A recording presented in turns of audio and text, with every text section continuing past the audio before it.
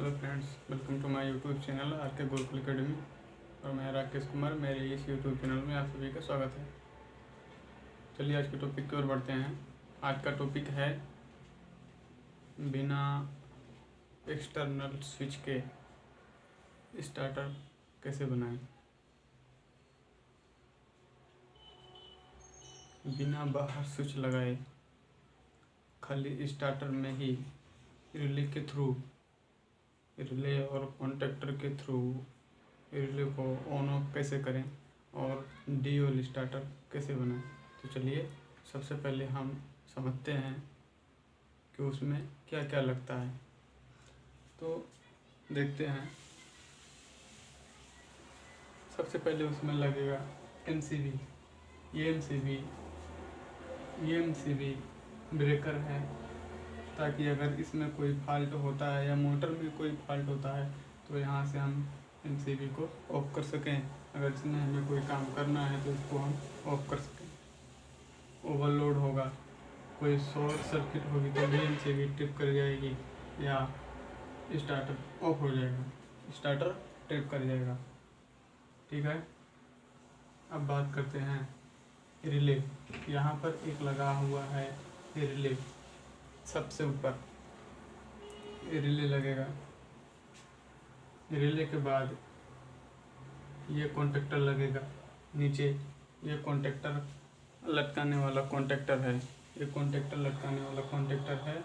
और ये कॉन्टेक्टर में जो सप्लाई आती है ऑपरेट करने के लिए वो जाती है 440 वोल्ट। ठीक है।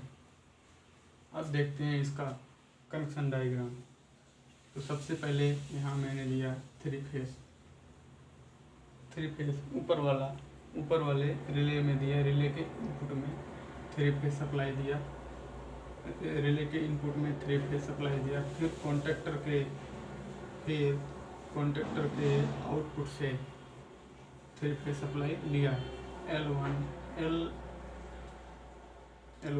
L2, L3, line 1, line 2, line 3।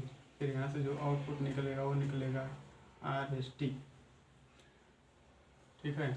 अब इसको देखते हैं कंट्रोल सर्किट। तो सबसे पहले यहाँ पर एक NO लगा है, यहाँ पर एक ग्रीन कलर की पुश बटन लगी हुई होती है। कॉन्टेक्टर उसमें स्टार्टर के बॉडी पर जब देखेंगे तो वहाँ आपको पता चल जाएगा। वहाँ पर एक छोटा सा ग्रीन कलर का पुश बटन लगा हुआ होता है। तो वो अंदर से एक NO होता है, और यहाँ पर रेड कलर का एक पुश बटन लगा हुआ होता है स्टार्टर के बॉडी में, और उसके अंदर यहाँ पर NC होता है रिले में। जैसे ही लाल वाली पुश बटन को पुश करते हैं, प्रेस करते हैं, तो यहाँ पे NC कॉन्टेक्ट यहाँ पे डिस्कनेक्ट हो जाता है और ये कॉन्टेक्टर में सप्लाई आना बंद हो जाती है। कॉन्टेक्टर के कॉइल में सप्लाई आना बंद हो जाती है।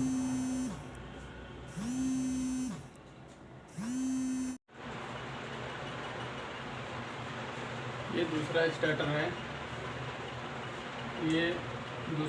है। जैसे पहले वाले स्टार्टर में था, बिना स्टार्टर के कवर में अलग से स्विच लगाए,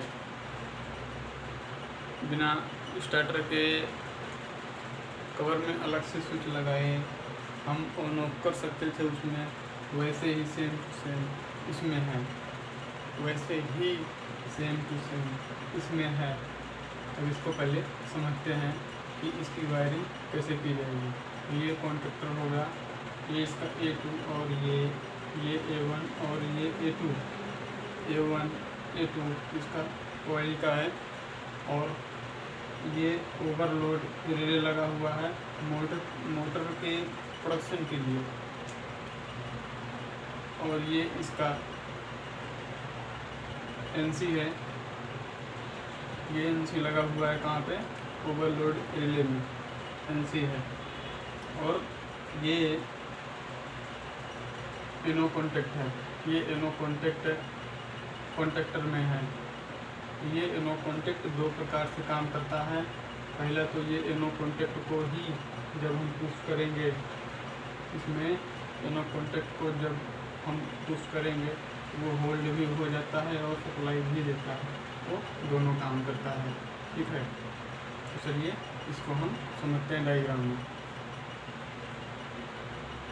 तो सबसे पहले हमने क्या किया, एक फेस उठा के दे दिया कॉन्टैक्टर के एक कॉइल में, एक फेस उठा के दे दिया कॉन्टैक्टर के एक कॉइल में, और दूसरा फेस उठाया वो दे दिया ओवरलोड रिले के NC वाले कॉन्टैक्ट में। अब NC वाले एलिमेंट से जो निकला वो गया सीधा कहाँ पे, कॉन्टैक्टर के एनो वाले पॉइंट पे। अब जो एनो के आउटपुट से निकला वो गया सीधा कॉन्टैक्टर के कॉइल पर। जो एनो के आउटपुट से निकला वो गया सीधा कॉन्टैक्टर के कॉइल पर। अब इसमें देखते हैं वही चीज़,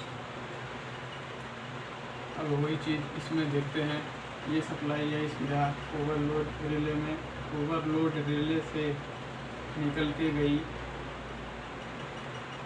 कॉन्टैक्टर के एनो में, कॉन्टैक्टर के एनो से निकल के गई सीधा कॉइल। ये हो गया R, ये हो गया B, ये R फेस और ये B फेस, ये R फेस और ये B फेस। सबसे अच्छी बात ये है कि जब हम इसको प्रेस करेंगे, जब हम कॉन्टैक्टर के कॉन्टैक्ट को ही प्रेस करेंगे तो ये होल्ड हो जाता है, तो ये होल्ड हो जाएगा, और जैसे ही यहाँ से ऑफ करेंगे तो ये ऑफ हो जाएगा। आगे समझ में। और इसका जो एम्पियर है, जो भी एम्पियर है, मैंने आपको पहले वाले डायग्राम में समझाया कि जब कोई भी ओवरलोड रिले लगे, कॉन्टैक्टर लगे, NC भी लगे, कुछ भी लगे, लोड से 2 गुना ज़्यादा होना चाहिए या लोड से 2.5 गुना ज़्यादा होना चाहिए, और वो वेरिएबल टाइप होना चाहिए। अगर रिले है तो वेरिएबल टाइप होना चाहिए, कॉन्टैक्टर है तो थोड़ा ज़्यादा होना चाहिए, 2 गुना या 2.5 गुना ज़्यादा मोटर की कैपेसिटी के हिसाब से।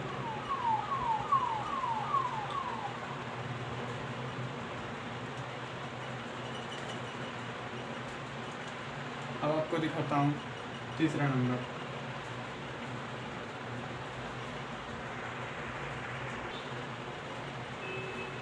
ठीक है, मैंने आपको 2 वीडियो में बताया, मैंने आपको दो स्टार्टर में बताया कि बिना switch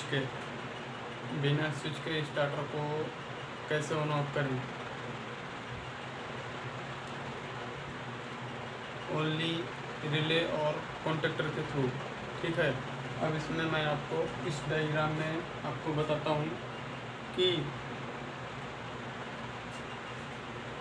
green colour push button और रेड कलर पुश बटन के द्वारा, ग्रीन कलर और रेड कलर पुश बटन के द्वारा कॉन्टैक्टर को ऑन ऑफ कैसे करें, और इसकी रिले सेटिंग क्या है, और इसकी ओवरलोड रिले सेटिंग क्या है।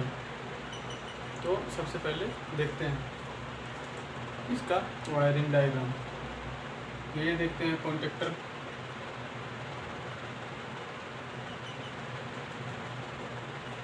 ये कॉन्टैक्टर, ठीक है, L1, L2, L3, ये आया MCB पे, डायरेक्ट MCB से आया 3 फेस 440 वोल्ट, 3 फेस 440 वोल्ट हो गया, या फिर हम यहाँ पे 3 फेस 220 वोल्ट भी ले सकते हैं। वो अपने मोटर के हिसाब से होता है कि मोटर में हमको कितने वोल्टेज की मोटर है, कितना वोल्टेज में देना है, उसके हिसाब से। ठीक है, अब समझते हैं L1, L2, L3 का मतलब है लाइन 1, लाइन 2, लाइन 3। ठीक है, इसमें फेस इनपुट होगा, इसमें फेस आएगा, और NO का मतलब है नॉर्मली, ओपन, नॉर्मली ओपन। तो इसमें इनो कॉन्टेक्ट एक दिया हुआ है। इस कॉन्टेक्टर में इनो कॉन्टेक्ट दिया हुआ है और ये कॉन्टेक्टर सिंगल फेस का है, ये कॉन्टेक्टर सिंगल फेस का है। ठीक है, अब यहाँ से आउटपुट निकला T1 T2 T3। T1 T2 T3 का मतलब है टर्मिनल 1, टर्मिनल 2, टर्मिनल 3। आउटपुट का होता है ये T1 T2 T3। जितने भी कॉन्टेक्टर में अगर लिखा होगा वहाँ पे T1 T2 T3, तो इसका मतलब है कि यहाँ से आउटपुट निकलेगा। ठीक है, अब उसके बाद गया ओवरलोड रिले में। ओवरलोड रिले यहाँ पे 3 पॉइंट होता है, तीन किसी में 3 छोटे कनेक्टिंग वायर लगे होते हैं। वो कनेक्टिंग वायर को इसको कॉन्टेक्टर के साथ में लगा के टाइट किया जाता है, इसको कॉन्टेक्टर के साथ में लगा के टाइट किया जाता है। ठीक है, उसके बाद ओवरलोड रिले में सप्लाई आई। ओवरलोड रिले से फिर आ गया RST, ये मोटर का सिंबल है RST, 3 फेस में। उसके बाद ये हो गया। ये ओवरलोड रिले में कोई भी ओवरलोड रिले हो उसमें NC एलिमेंट और इनो एलिमेंट दिया ही रहता है कंट्रोल करने के लिए, क्योंकि अगर हम इसका NC और इनो यूज नहीं करेंगे, इनो है सिग्नल के लिए, यहाँ हम लाइट लगा सकते हैं, सायरन लगा सकते हैं, इंडिकेटर लगा सकते हैं, कुछ भी लगा सकते हैं। जब भी ये रिले ट्रिप करे तो यहाँ से हमको पता चल जाएगा। अगर हम इनो के थ्रू ले जाएंगे, इनो के थ्रू यहाँ से हम आउटपुट कमांड लेंगे तो हमको पता चल जाएगा।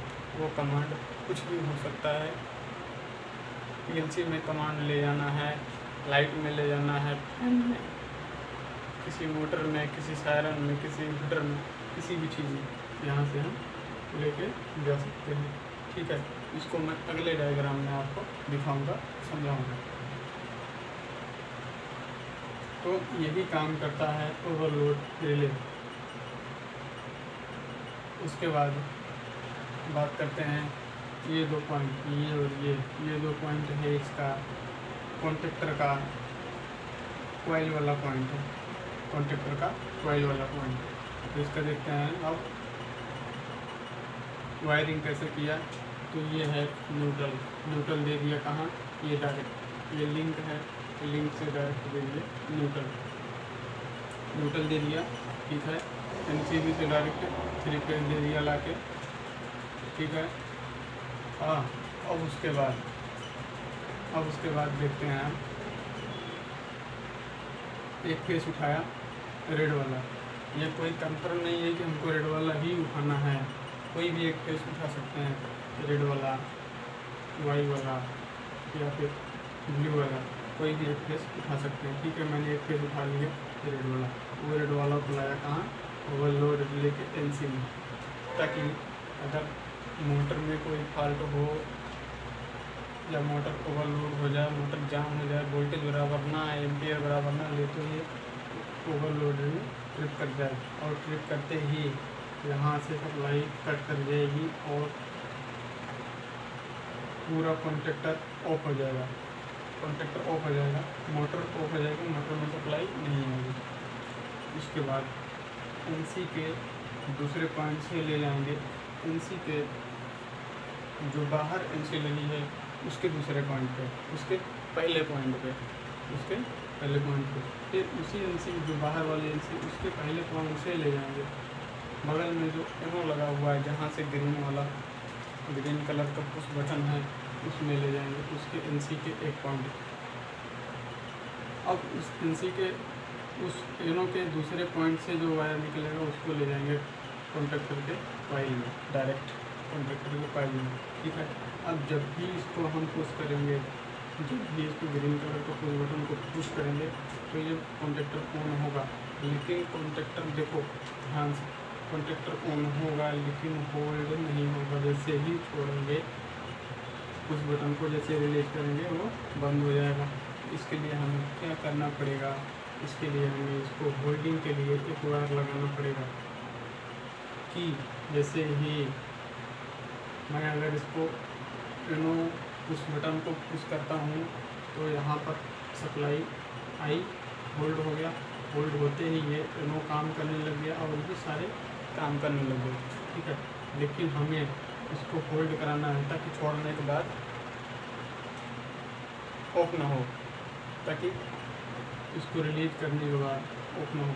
उसके लिए हमें क्या करना पड़ेगा, एक पॉइंट उठा के ले जाना पड़ेगा एनो में, एक पॉइंट उठा के ले जाना पड़ेगा एनो में, और ऊपर से ही यहाँ से एनसी के आउटपुट से एक फेस ले जाके देना पड़ेगा, कहाँ, ऊपर एनो में, एक फेस देना पड़ेगा कहाँ, ऊपर एनो में। जैसे ही इसको हम पुश करेंगे यहाँ पर सप्लाई आएगी और यहाँ से सप्लाई यहाँ तक आ जाएगी, ठीक है।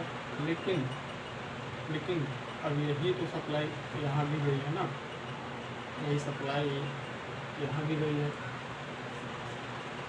तो यहाँ तो परमानेंट सप्लाई है। जब तक एनसी को हम पुश करके रखेंगे यहाँ सप्लाई नहीं रहेगी, और जैसे एनसी को छोड़ देंगे वहाँ सप्लाई आ जाएगी। उसके लिए इसका प्लस पॉइंट ये हो गया कि जैसे इसको हम पुश करेंगे तो ये जो है ऑन होगा, और ऑन होते ही इसका कॉन्टेक्ट आपस में ज्वाइंट हो जाएगा, इसका कॉन्टेक्ट आपस में ज्वाइंट हो जाएगा। जो एनो है, नॉर्मली एनो है वो एनसी हो जाएगा, जो नॉर्मली एनो है वो ऑन होने के बाद एनसी हो जाएगा। और इसको अगर हम छोड़ देंगे तो जो सप्लाई यहाँ से पहले जा रही थी वो सप्लाई का यहाँ से आना चालू हो जाएगा, ठीक है।